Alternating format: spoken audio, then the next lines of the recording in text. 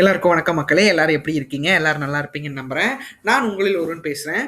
நாம இந்த காணொளியில என்ன பார்க்க போறோம் அப்படின்னு பார்த்தீங்க அப்படின்னா, 2026 சட்டப்பேரவைத் தேர்தல் தமிழ்நாட்டில் நடக்க போற காரணத்தினால, எந்தெந்த கட்சிகள் எப்படியெல்லாம் வாக்கு சதவீதங்கள் வாங்கியிருக்காங்க, எப்படியெல்லாம் வெற்றி பெற்றிருக்காங்க, வரப்போகும் தேர்தல்கள்ல எப்படியெல்லாம் வெற்றி பெற போறாங்க அப்படிங்கிற ஒரு கணிப்பு பார்த்துக்கிட்டு இருக்கோம்.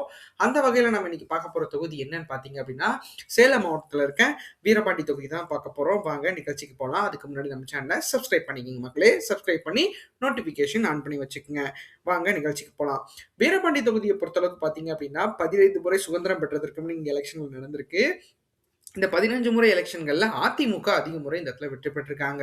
நம்மளுக்கு வீரபாண்டின்னு சொன்னபடி பாத்தீங்க அப்படின்னா திமுகல மூத்த அமைச்சரா இருந்த வீரபாண்டி ஆறுமுகம் அவர்கள் நினைவுக்கு வருவாங்க. பட் ஆனா பாத்தீங்க அப்படின்னா அவர் இங்க 2-3 தடவை தான் வெற்றி பெற்றிருக்கிறாரு. ஆனா அதிமுக பல தடவை இங்க வெற்றி பெற்றிருக்காங்க. அதாவது அதிமுக காலங்கள் ஆரம்பிச்சதுல இருந்து 1977, 1980, 1984, 1991, 2001, 2011, 2016, 2021 வெற்றி பெற்றிருக்காங்க. திமுக 1962, 1967, 1971, 1989, 1996 வெற்றி பெற்றிருக்காங்க. அடுத்து இந்திய தேசிய காங்கிரஸ் 1957 இந்த இடத்துல வெற்றி பெற்றிருக்காங்க அப்படிங்கிறது குறிப்பிடத்தக்கது. அடுத்து வீரபாண்டி தொகுதி 15 முறை எலெக்ஷன்கள்ல 8 முறை வந்து அதிமுகவும், 6 முறை திமுகவும், 1 முறை இந்திய தேசிய காங்கிரஸும் இங்க வெற்றி பெற்றிருக்காங்க அப்படிங்கிறது நம்மளுக்கு குறிப்பிடத்தக்கது.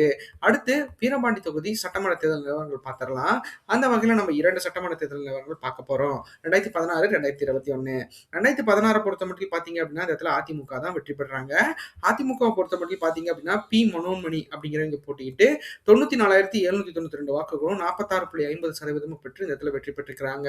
அடுத்து திமுக சார்பில் ராஜேந்திரன் அப்படிங்கிறவர் போட்டிட்டு இருக்காரு. அவரு 80,311 வாக்குகளும் 39.40% பெற்று இந்த இடத்துல வந்து அவங்க 2ஆம் இடத்தை பிடிச்சிருக்காங்க.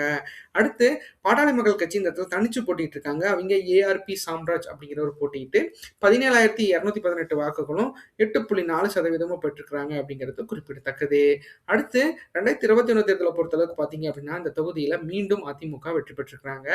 அதிமுக சார்பில் எம் ராஜமுத்து அப்படிங்கிறவர் போட்டியிட்டு 1,11,682 வாக்குகளும் 50.20% பெற்று இந்த இடத்துல வந்து அவங்க வெற்றி பெற்றிருக்கிறாங்க அப்படிங்கிறது குறிப்பிடத்தக்கது.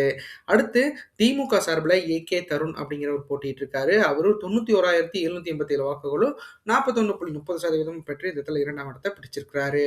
அடுத்து நாம் தமிழர் கட்சி சார்பில் எஸ் ராஜேஷ்குமார் அப்படிங்கிறவர் போட்டிட்டு இருக்காரு. அவரு 9,806 வாக்குகளும் 4.4% பெற்றிருக்கிறாரு அப்படிங்கிறது குறிப்பிடத்தக்கது. அடுத்து வீரபாண்டி மக்களவை தேர்தல் நிலவரங்கள் பார்த்தரலாம். நம்ம மக்களவை தேர்தல் நிலவரங்கள் 2 தேர்தல்கள் பார்க்க போறோம். இது வந்து சேலம் நாடாளுமன்ற தொகுதியா வந்து வரும்.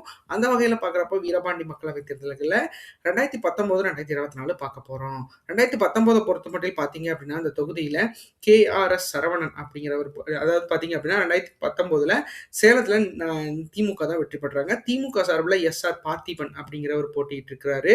அவர் பார்த்தீங்க அப்படின்னா 1,02,260 வாக்குகளும் 46.19% பெற்று இந்த இடத்துல வெற்றி பெற்றிருக்கிறாரு. அடுத்து அதிமுக சார்பில் KRS சரவணன் அப்படிங்கிறவர் போட்டிட்டு 76,116 வாக்குகளும் 34.38% பெற்றிருக்கிறாங்க. அடுத்து நாம் தமிழர் கட்சி சார்பில் ராசா அப்படிங்கிறவங்க போட்டிட்டு 6,041 வாக்குகளும் 2.73% பெற்று இந்த இடத்துல வந்து அவங்க 3ஆம் இடத்தை பிடிச்சிருக்காங்க அப்படிங்கிறது குறிப்பிடத்தக்கது. அடுத்து 2024 தேர்தலை பொறுத்தளவுக்கு பார்த்தீங்க அப்படின்னா மக்களவை தேர்தலில் மீண்டும் திமுக சார்பில் TM செல்வ கணபதி அப்படிங்கிறவர் போட்டிட்டு வெற்றி பெற்றிருக்கிறாரு. அவர் பார்த்தீங்க அப்படின்னா அவர் ஒரு அதிமுகவோட மூத்த அமைச்சராக இருந்தாரு. அவர் பார்த்தீங்க அப்படின்னா இப்போ வந்து எம்பியா இருக்காரு. TM செல்வ கணபதி அப்படிங்கிறவர் போட்டிக்கிட்டு 1,07,893 வாக்குகளும் 48.73% பெற்று இந்த இடத்துல வந்து அவர் வெற்றி பெற்றிருக்கிறாரு.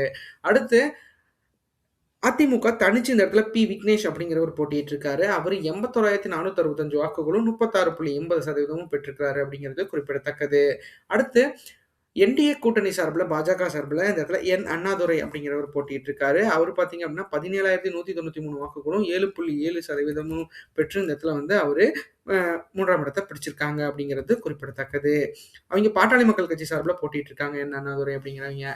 அடுத்து பார்த்தீங்க அப்படின்னா நாம் தமிழர் கட்சி சார்பில் ஜி மனோஜ்குமார் அப்படிங்கிறவங்க போட்டிக்கிட்டு 14,842 வாக்குகளும் 6.7% பெற்று இந்த இடத்துல வந்து அவங்க 4ஆம் இடத்தை பிடிச்சிருக்காங்க அப்படிங்கிறது குறிப்பிடத்தக்கது.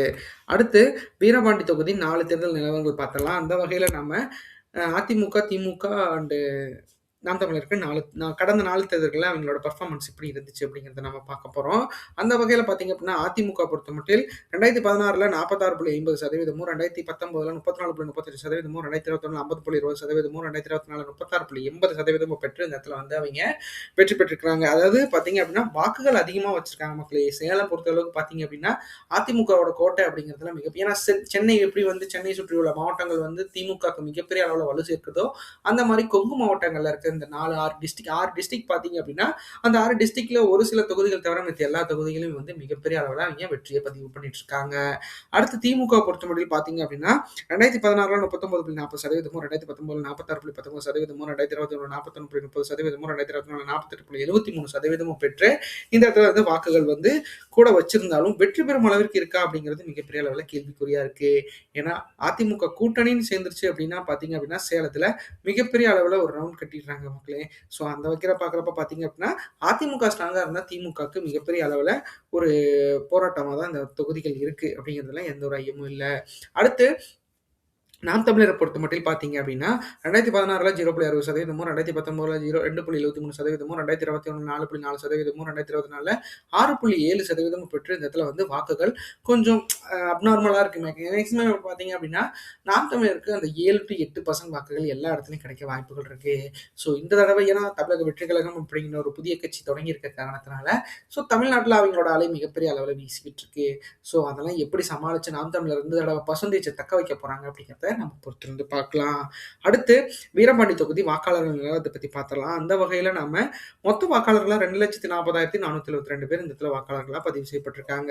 அதுல 1,21,094 ஆண்களும் 1,19,363 பெண்களும் இந்த இடத்துல வாக்காளர்களா பதிவு செய்யப்பட்டிருக்காங்க அப்படிங்கிறது குறிப்பிடத்தக்கது மக்களே. 3ஆம் பழனித்தவர்கள் 15 பேர் இந்த இடத்துல வாக்காளர்களா பதிவு செய்யப்பட்டிருக்காங்க. அதே வாக்காளர்கள்லயே ஏஜ் வைஸ் கேட்டகரின்னு பார்க்குறப்ப பார்த்தீங்க அப்படின்னா, 18 வயசுலேருந்து 34 வயசு வரைக்கும் இருக்கீங்க பார்த்தீங்க அப்படின்னா, 40,930 ஆண்களும் 40,345 பெண்களும் இந்த இடத்துல வாக்காளர்களா பதிவு செய்யப்பட்டிருக்காங்க. 35 வயசுலேருந்து 54 வயசு வரைக்கும் இருக்கீங்க பார்த்தீங்க அப்படின்னா, 51,828 ஆண்களும் 51,087 பெண்களும் இந்த இடத்துல வாக்காளர்களா பதிவு செய்யப்பட்டிருக்காங்க அப்படிங்கிறது குறிப்பிடத்தக்கது. அடுத்து 54 வயசுலேருந்து 65 வயசுக்கு மேல இருக்கீங்க பார்த்தீங்க அப்படின்னா, 28,336 ஆண்களும் 27,391 பெண்களும் 27,931 பெண்களும் இந்த இடத்துல வாக்காளர்களா பதிவு செய்யப்பட்டிருக்காங்க அப்படிங்கிறது குறிப்பிடத்தக்கது.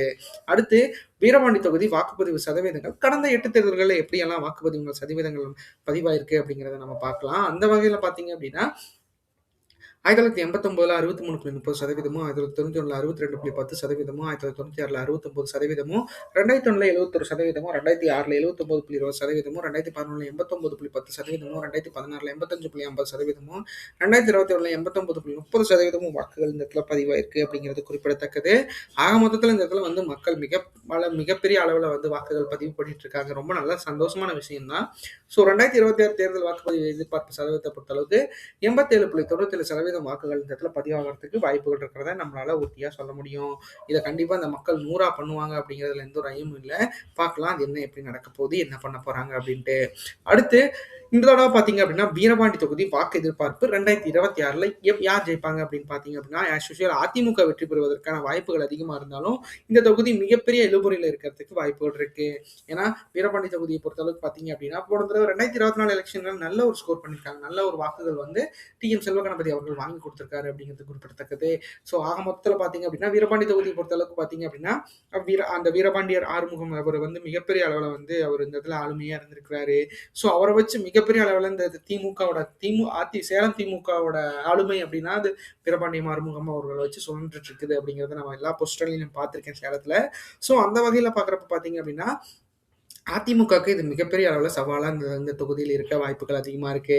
என்னதான் அதிமுகவுக்கு மிகப்பெரிய அளவுல இந்த இடத்துல வந்து பாட்டாளி மக்கள் கட்சி உறுதுணையா இருந்தாலும், இவர்களை மீறி வந்து வாக்குகள் வந்து கொஞ்சம் இழுபறியா இருக்கு. ஏன்னா அதிமுக வெற்றி பெற போகுதுங்கிறதுல எந்த ஒரு ஐயமும் இல்ல. ஆனா அது எத்தனை பர்சன்டேஜ் ஏன்னா வாக்கு சதவீதங்கள் வெற்றி வித்தியாசங்கள் கொஞ்சம் குறைவா இருக்க காரணத்தினால, கண்டிப்பா வந்து முந்தறதுக்கு அதிமுகவுக்கும் வாய்ப்பு இருக்கு. ஸோ அந்த வகையில் அதிமுக பொறுத்தமட்டில் 39.35%, 83,233 வாக்குகளுக்கு மேல பெறுவதற்கான வாய்ப்புகள் அதிகமா இருக்கிறத நம்மளால உறுதியா சொல்ல முடியும். அதிமுகவை பொறுத்தமட்டில் பார்த்தீங்க அப்படின்னா, சேலம் மாவட்டத்தில் இருக்க 10 தொகுதிகளை கண்டிப்பா வந்து தன்னோட வசம் வச்சிருக்கணும் அப்படிங்கிறது இபிஎஸ் அவர்கள் மிகப்பெரிய அளவில் ஒரு ஒரு ஒரு எப்படின்னா ஒரு ஆருடமா அந்த மாதிரி எப்படி சொல்லணும், ஒரு ஒரு கமிட்மெண்ட்டாக அவர் வச்சிருக்காரு. சத்தியமா அது வந்து அவருக்கு மிகப்பெரிய அளவில் ஒரு சுவாரஸ்யமான விஷயமா தான் இருக்க போகுது. ஏன்னா வீரபாண்டி தொகுதியை பொறுத்தளவுக்கு பார்த்தீங்க அப்படின்னா, இந்த இடத்துல வந்து திமுகவோட வளர்ச்சி வளர்ச்சி விகிதங்கள் வந்து செல்வ கணபதி அவர்கள் மாவட்ட செயலாளராக வந்ததுக்கப்புறம் மிகப்பெரிய அளவில் ஒரு ஒரு ஒரு நல்ல ஒரு பரபரப்பான மாவட்ட அரசியலா ஆயிட்டிருக்கு. ஸோ, அதில வந்து மினிஸ்டர் சுற்றுலாத்துறை அமைச்சர் ராஜேந்திரன் அவர்களும் மாவட்ட செயலாளரா இருக்க காரணத்தினால, ஸோ கண்டிப்பா வந்து இது டஃப் காம்படிஷன் இருக்கிறதுக்கு வாய்ப்புகள் அதிகமா இருக்கு. ஸோ, அத எப்படி வந்து அதிமுக சமாளிச்சு இந்த இடத்துல வெற்றி பெற போறாங்க அப்படிங்கிறத நம்ம பொறுத்திருந்து பார்க்கலாம். அடுத்து திமுகவ பொறுத்தமட்டில் பார்த்தீங்க அப்படின்னா, இந்த தொகுதியில 39.05% 82,604 வாக்குகளும் பெறுவதற்கு வாய்ப்புகள் இருக்கு. ஏன்னா திமுகவ பொறுத்தமட்டில் பார்த்தீங்க அப்படின்னா, சேலத்தில இருக்க தொகுதிகள்ல 6 தொகுதி டூ 8 தொகுதிகள் நம்ம கண்டிப்பா இந்த தடவ வெற்றி பெறணும் அப்படிங்கிறத மிகப்பெரிய அளவுல அவங்க ஒரு இத பண்ணிட்டு இருக்காங்க. ஸோ அந்த வகையில அந்த அந்த அந்த மோட்டிவேஷன் டூ எஃபெக்டிவ் கரெக்ட்டா இருந்துச்சு அப்படின்னா, இந்த தொகுதிய அவங்க கைப்பற்றதுக்கு மிகப்பெரிய அளவுல வாய்ப்பு இருக்கு. ஸோ அந்த வகையில இது என்ன நடக்க போகுது, எப்படி நடக்க போகுது? ஏன்னா திமுகவ பொறுத்தமட்டில் பார்த்தீங்க அப்படின்னா, அவங்க சேலத்தில போன தடவ ஒரு தொகுதிகள் மட்டும் தான் வெற்றி பெற்றிருந்தாங்க.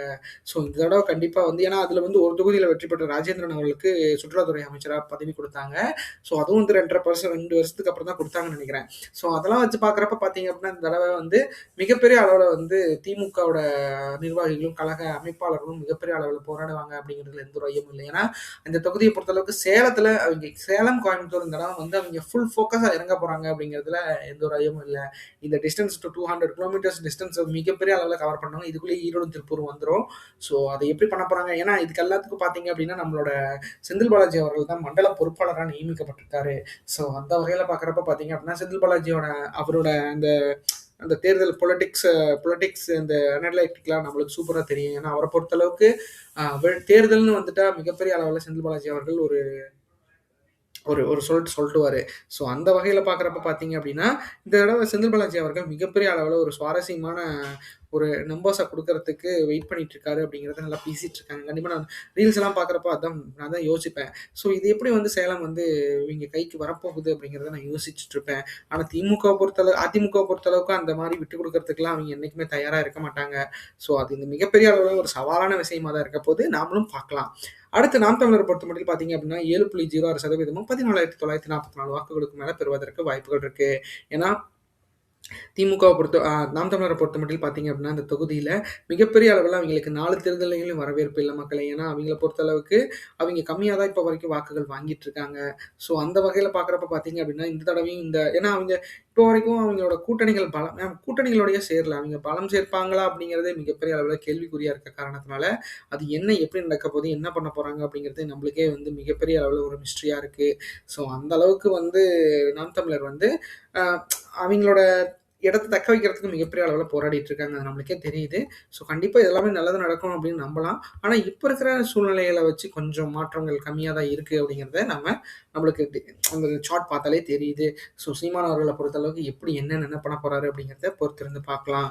அடுத்து தமிழக வெற்றிக் கழகத்த பொறுத்தளவுக்கு பார்த்தீங்க அப்படின்னா, விஜய் அவர்கள் அப்படிங்கிற ஒரு அந்த பேராலேயே பார்த்தீங்க அப்படின்னா, இந்த இடத்துல வந்து அந்த பார்த்திபன் அப்படிங்கிற ஒரு மாவட்ட செயலாளர் இருக்காரு. ஸோ அதனால சேலத்துல அவர் கொஞ்சம் நல்லா பெர்ஃபார்மன்ஸ் பண்ணிட்டு இருக்காங்க. நானும் நெறைய ரீல்ஸ்லலாம் பார்த்தேன் நான் சோசியல் மீடியாஸ்ல. ஸோ அதனால பார்த்தீங்க அப்படின்னா, இந்த இடத்துல 12.99% 27,478 வாக்குகளுக்கு மேல பெறுவதற்கு வாய்ப்புகள் அதிகமா இருக்கு. ஏன்னா விஜய் அவர்கள் வந்து மிகப்பெரிய அளவுல ரசிகர் பட்டாளம் இருக்கு. ஸோ அதோட கழக நிர்வாகிகள் இருக்காங்க. ஸோ அதெல்லாம் வச்சு பார்க்குறப்போ, இவ்ளோ மினிமம் ஆஃப் வாக்குகள் வந்து அவருக்கு கிடைக்கிறதுக்கான வாய்ப்புகள் அதிகமா இருக்கு. இத விட அதிகமா கிடைக்குமா அப்படிங்கிறத நம்ம பொறுத்திருந்து பார்க்கலாம். ஏன்னா, இப்போ வரைக்கும் இங்க கூட்டணிகள்னு எங்கேயுமே விவாதிக்கல மக்களே. ஸோ கூட்டணி விவரங்கள் பின்னாடி பார்க்கலாம். ஆனா, விஜய் அவர்கள பொறுத்தளவுக்கு இந்த தொகுதியில மினிமம் ஆஃப் வாக்குகள் தமிழக வெற்றிக் கழகத்துக்கு கிடைக்க வாய்ப்புகள் அதிகமா இருக்கு. அடுத்து 2026 தமிழ்நாடு தேர்தல் கூட்டணி எதிர்பார்ப்பு. இந்த கூட்டணிகள்லாம் அமைந்தா மேற்கூறிய வாக்குகள் கிடைக்கிறதுக்கு வாய்ப்புகள் இருக்கிறத நம்மளால உறுதியா சொல்ல முடியும். அந்த வகையில பார்த்தீங்க அப்படின்னா, அதிமுக கூட்டணியில பாஜக, பாமக, தேமுதிக, தமிழ் மாநில காங்கிரஸ்லாம் இருந்தாங்க அப்படின்னா, இந்த தொகுதியில 39.35% வாக்குகள் வந்து வாங்குறதுக்கு வாய்ப்புகள் இருக்கு.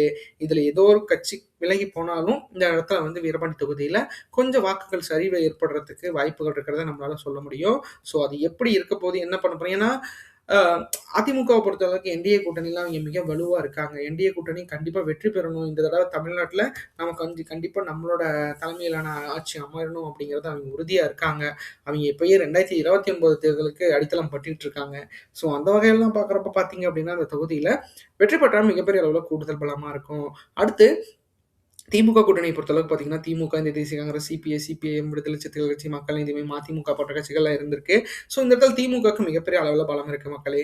ஸோ, அந்த வகையில பார்க்குறப்ப பார்த்தீங்க அப்படின்னா, 39.05% வாக்குகள் வந்து கிடைக்கிறதுக்கு வாய்ப்புகள் இருக்கு. ஏன்னா, இந்த தொகுதிய பொறுத்தளவுக்கு பார்த்தீங்க அப்படின்னா, இந்த தொகுதியில திமுக பல தடவ வந்து இந்த இடத்துல வெற்றியை ருசித்திருக்காங்க. ஸோ, இந்த தடவ 3 தொடர் வெற்றியை பெற்ற அதிமுக வீழ்த்தி, இந்த இடத்துல வந்து அவங்க வெற்றி பெறுவதற்கு மிகப்பெரிய அளவுல போராடுவாங்க அப்படிங்கிறதுல எந்த ஒரு ஐயமும் இல்ல. பார்க்கலாம். தேர்தல் களமே போராட்டம் தான். ஸோ, அத வந்து இபிஎஸ் அவர்களோட தலைமையிலான அதிமுக கூட்டணியும், எம்.கே. ஸ்டாலின் அவர்களோட திமுக கூட்டணியும் எந்த மாரியான பேட்டில்ஸ் இருக்க போது, இடையில முக்கியமா பார்த்தீங்க அப்படின்னா, இவங்களுக்கு மிகப்பெரிய பிரஷரா இருக்கிற நாம் தமிழர் கட்சியும், தமிழக வெற்றி கழகமும் கூட இருக்காங்க. அடுத்து கூட இருக்காங்கன்னா, எதிர் திசையில இருக்காங்க அப்படின்னு அர்த்தம்.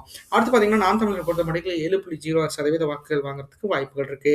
அவங்க தனிச்சு தான் போட்டியிடுவதுங்கிற முக்கியமான முடிவுகள தெரிவிச்சுட்டாங்க மக்களே. ஸோ, அந்த அளவுக்கு பார்த்தீங்க அப்படின்னா, தனிச்சு போட்டியிட்டா இவ்வளோ வாக்குகள் தான். ஏன்னா, இந்த தடவ கண்டிப்பா இவங்களோட கிராஃப் ஏறியிருக்கும். இந்த டபுள் டிஜிட் வாக்குகளை நோக்கி போயிருப்பாங்க. பட் ஆனா தமிழக வெற்றி கழகத்தோட வருகையால கொஞ்சம் வாக்குகள் வந்து சிதறதுக்கு வாய்ப்புகள் அதிகமா இருக்கு. அத சீமான் அவர்களும் ஏத்துக்கிட்டாரு. ஸோ அந்த வகையில பார்த்தீங்க அப்படின்னா, இத எப்படி வந்து சீமான் அவர்கள் கேரி அவர் பண்ணிட்டு போறாரு அப்படிங்கிறது தெரியல. ஸோ ஆனா அவரோட வாக்குகள் அவருக்கு கண்டிப்பா விழும் மக்களே. வெற்றி பெறும் அளவிற்கு இல்லனாலும், அவரோட பேர் சொல்லும் அளவிற்கு வந்து வாக்குகள் இந்த தடவ அதிகமா வாங்குறதுக்கு வாய்ப்புகள் இருக்கு. அடுத்து தமிழகத்துக்கு புதுவரா வந்திருக்க தமிழக வெற்றி கழகத்தோட கூட்டணியின் பொறுத்தளவுக்கு பார்த்தீங்க அப்படின்னா, அவிங்க கூட்டணிய பற்றி இப்ப வரைக்கும் எங்கேயும் விவாதிக்கல. அதுவரைக்கும் பார்த்தீங்க அப்படின்னா, மினிமமா 12.99% வாக்குகள் வாங்குறதுக்கு வாய்ப்புகள் இருக்கு. இதே வெற்றி பெறும் அளவிற்கு வாக்குகள் வாங்கணும் அப்படின்னா, இந்த இடத்துல அதிமுக கூட்டணியில அவிங்க அங்கம் வகித்தாலோ, இல்ல அதிமுக கூட்டணியில இருக்கிற பாமகவோ, இல்ல அ அதெல்லாம் வராது. இருந்தாலும் சொல்றேன். அவைங்கலாம் ஒண்ணு சேர்ந்துட்டாங்க. ஸோ கூட்டணி தொகுதியின் உடன்பாடுகள்லாம் நடந்துருச்சு. ஸோ இந்த வகையில தமிழக வெற்றி கழகம் தனிச்சு தான் போட்டியிடும் அப்படிங்கிறதுல எந்த ஒரு ஐயமும் இல்ல. அந்த வகையில பார்த்தீங்க அப்படின்னா, 12.99% வாக்குகள் வாங்குறதுக்கு வாய்ப்புகள் இருக்கிறத நம்மளால உறுதியா சொல்ல முடியும். இது கூட வாங்குறதுக்கு அந்த அளவுக்கு எப்படி வந்து வாங்க போறாங்க அப்படிங்கிறத நாம பொறுத்திருந்து பார்க்கலாம். வெற்றி பெறும் அளவிற்கு வாங்கணும் அப்படின்னா, கண்டிப்பா கூட்டணிகள் அமைந்தா மட்டும் தான் தமிழக வெற்றி கழகத்தால வெற்றி பெறும் அளவிற்கு வாக்குகள் வாங்க முடியும் அப்படிங்கிறத நம்ம உறுதியா சொல்லலாம். இது அந்த கட்சியோட நிர்வாகிகளுக்கோ, இல்ல அனலைசர்ஸ்க்கோ, இல்ல நெறைய பேர் ஏன்னா நான் வந்து எனக்கு தெரிஞ்ச சின்ன அறிவ வச்சு இவ்வளோ வாக்குகள் நான் வந்து என்னால பிரெடிக்ட் பண்ண முடியுது அப்படின்னா, கண்டிப்பா எல்லாத்தாலயும் முடியும். கண்டிப்பா வந்து விஜய் அவர்களுக்கு மிகப்பெரிய ஆலோசனைகள் வழங்க எல்லாத்துக்கும் அவரோட ஆலோசனைகள் எல்லாம் ஏத்துக்குங்க. கண்டிப்பா நீங்க வெற்றி பெறுவதற்கு சாத்தியக்கூறுகள் இருக்கும். இந்த காணொளி உங்களுக்கு ரொம்ப பிடிச்சிருக்கும்னு நினைக்கிறேன் மக்களே. நம்ம சேனல சப்ஸ்கிரைப் பண்ணுங்க, லைக் பண்ணுங்க, ஷேர் பண்ணுங்க, கமெண்ட் பண்ணுங்க. நம்ம ஒவ்வொரு நாளும் ஒவ்வொரு தொகுதி அப்படிங்கிற மாரி போயிட்டுருக்கோம். கண்டிப்பா உங்களுக்கு புடிச்சு தான் எல்லாம் பண்ணிட்டு இருக்கேன்னு நினைக்கிறேன் மக்களே. எனக்கு நீங்க ரொம்ப சப்போர்ட் பண்றீங்க மக்களே. உண்மையாலுமே சொல்றேன். என்னோட என்னோட கேட்டகரிக்கு நான் போடுற வீடியோஸ் மிகப்பெரிய அளவுல எனக்கு ஒரு நல்ல உத்வேகத்த குடுக்குது. கண்டிப்பா நீங்க எனக்கு சப்போர்ட் பண்ணுங்க. சப்ஸ்கிரைப் பண்ணுங்க.